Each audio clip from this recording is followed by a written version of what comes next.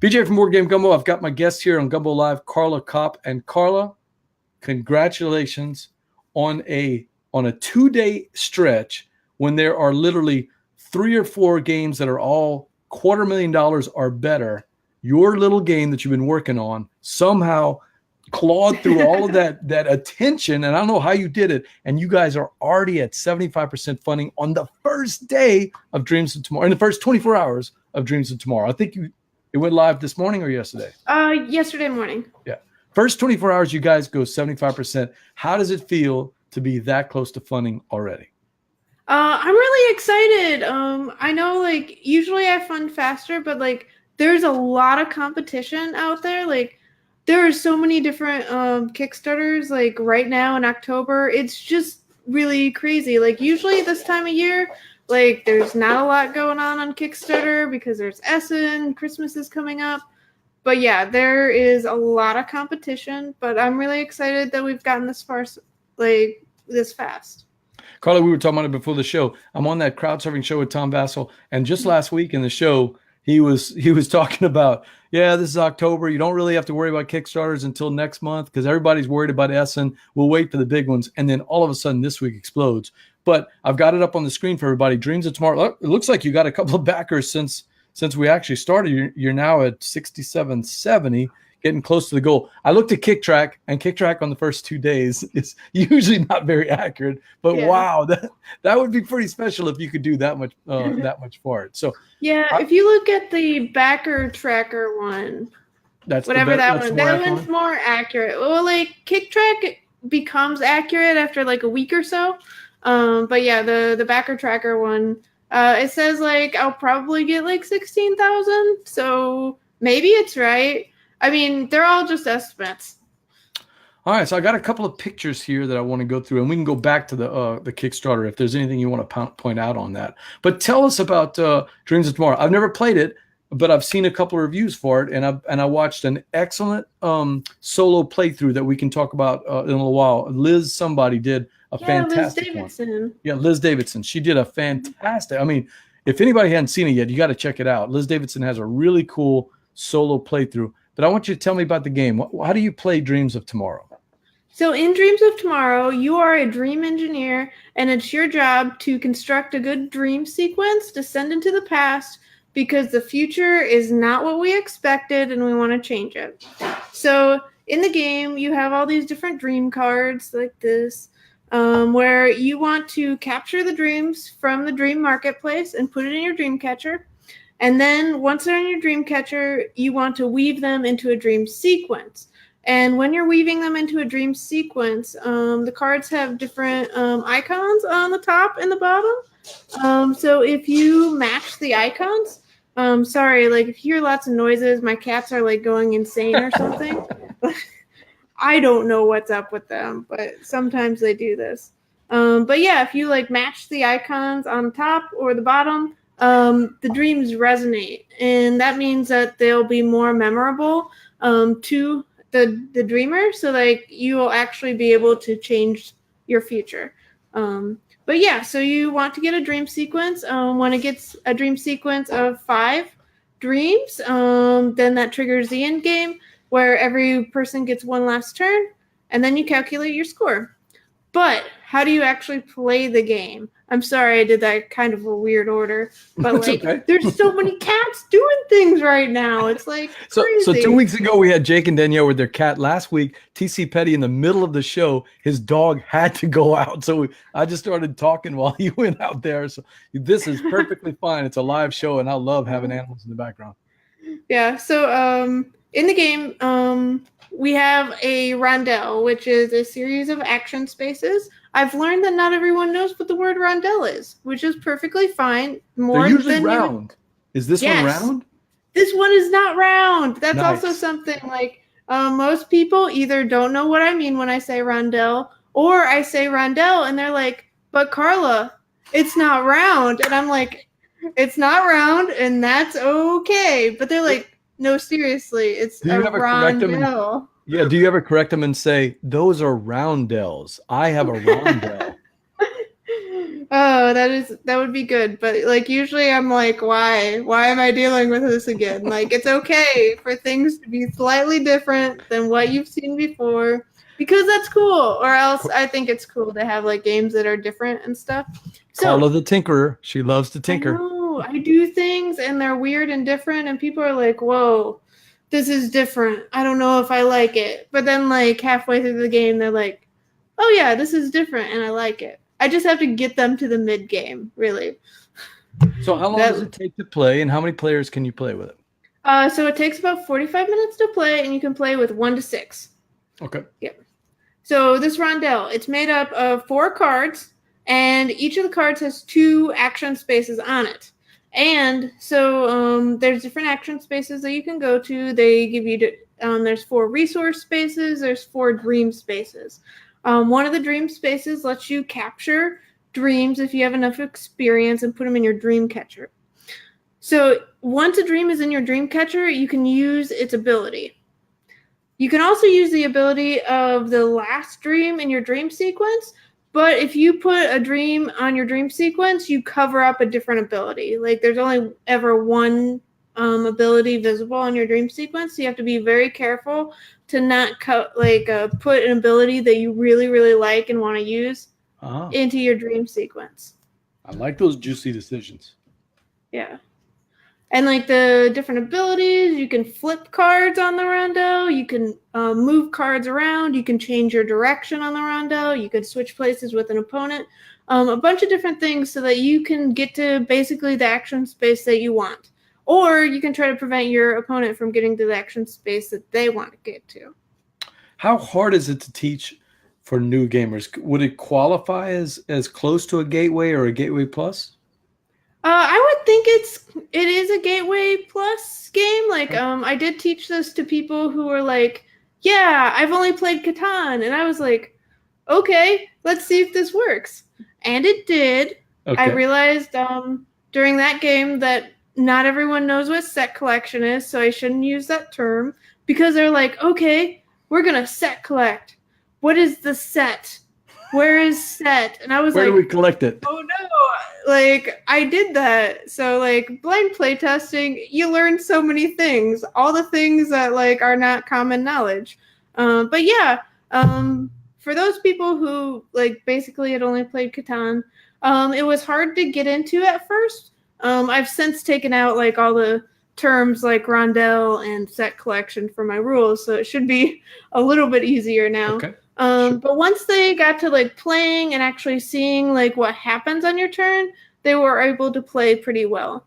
One thing that I've really heard from a lot of people, like they'll play their first game and they'll be like, okay, there was a lot going on there, but next time I will do better. Because like, well, you don't want a game where you master it in one game anyway.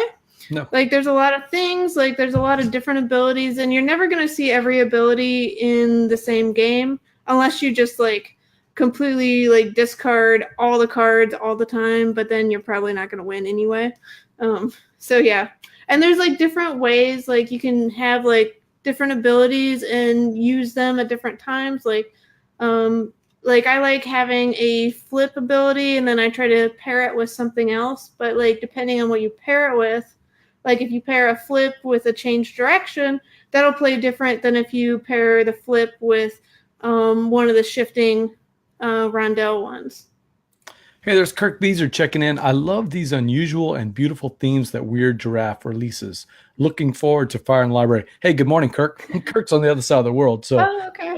Nice for him to check in. So that brings up a question: Where did this theme come from? Did you talk to the designer about what made them think of this? Because this is a very unusual theme.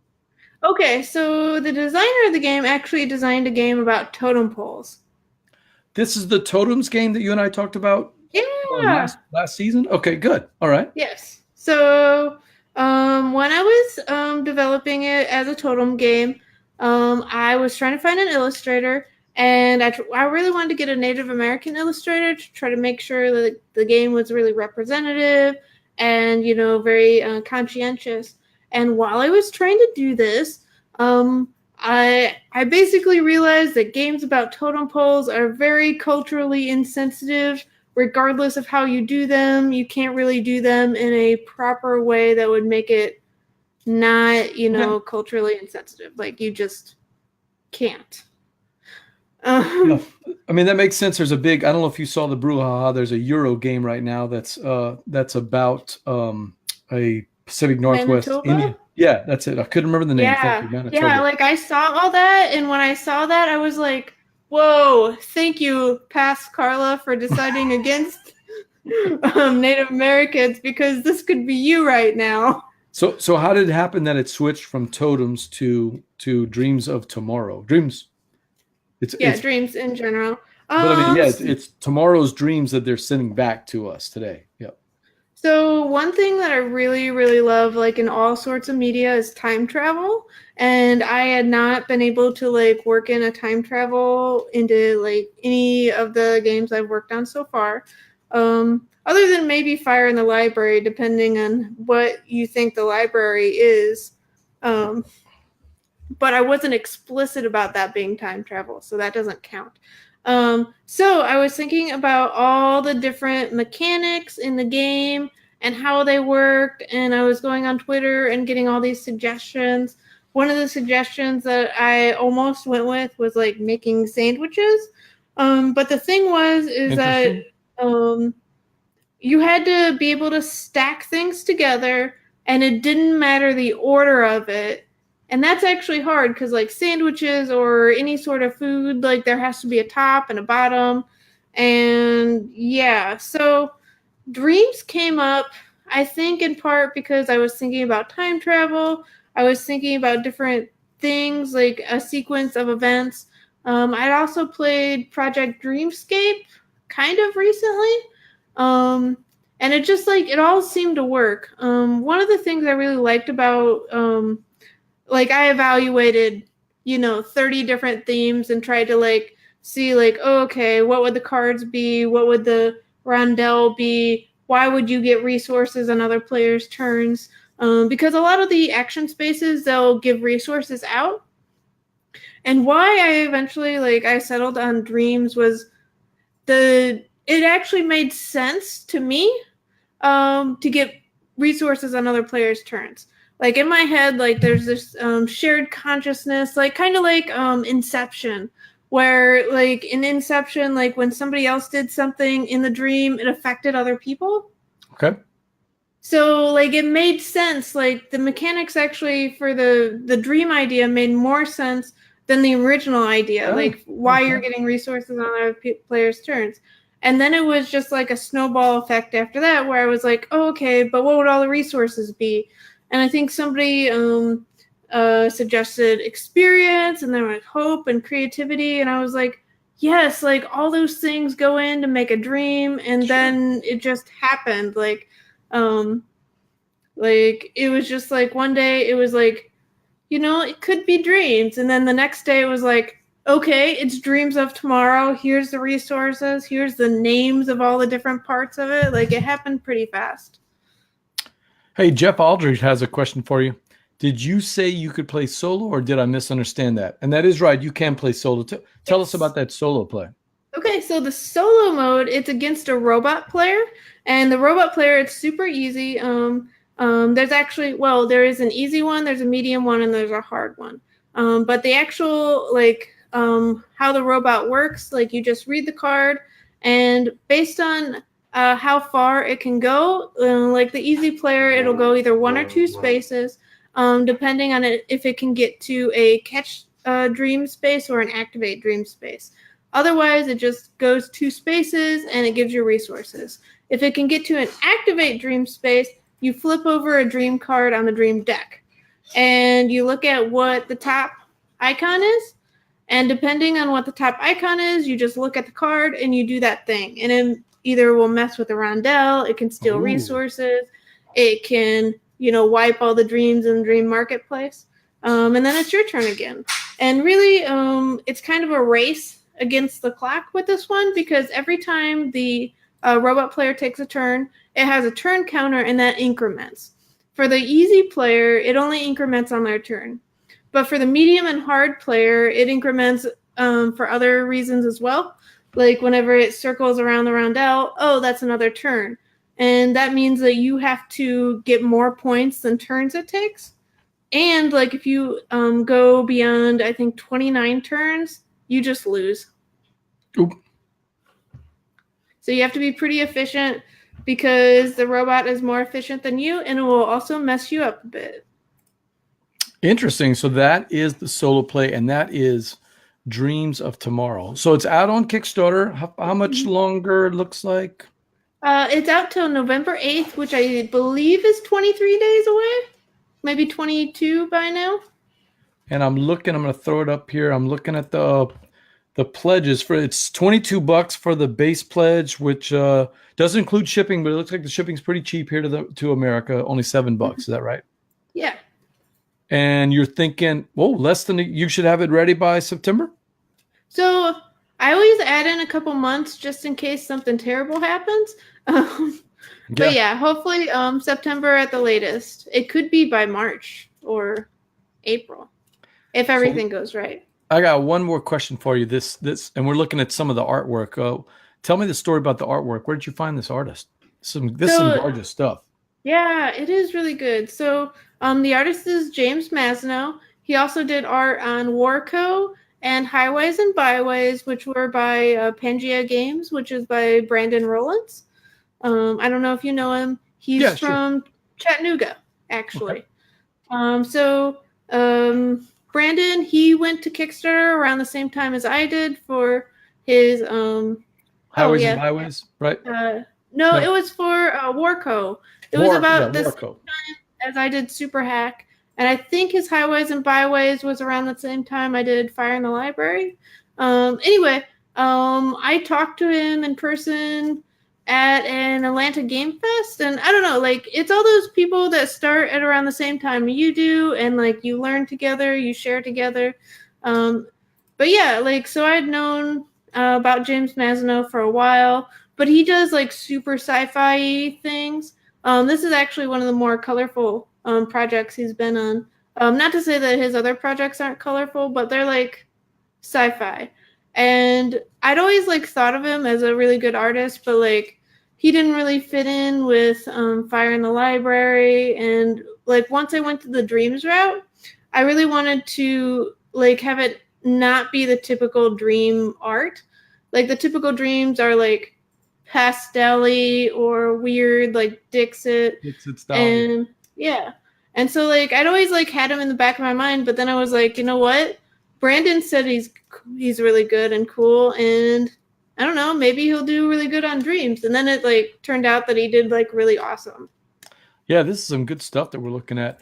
You've gotten some pretty good reviews. Our buddy Jeremy, Game Geek Ninja, who usually checks in every couple of months, says Dreams of Tomorrow super fun, and you absolutely don't want to miss it. What I liked about what he said is that it plays way bigger than the small box would suggest. I am always on the lookout for small box games that give you a big game feel, and it looks like you've gotten that done with Dreams of Tomorrow. Mm-hmm. I hope so. And I saw there was one other, our friend Eric, he did a review. What does Eric say about it? He says, another fun game on their hands, and if you like rondels, there's that word. If you like rondels, great art, some set collection, or the idea of saving the future, Dreams of Tomorrow is a fun game worth checking out. I've enjoyed it.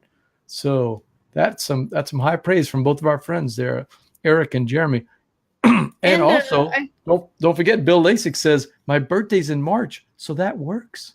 You're gonna make Bill's the designer of Koi, so he likes these kind of puzzly games also. So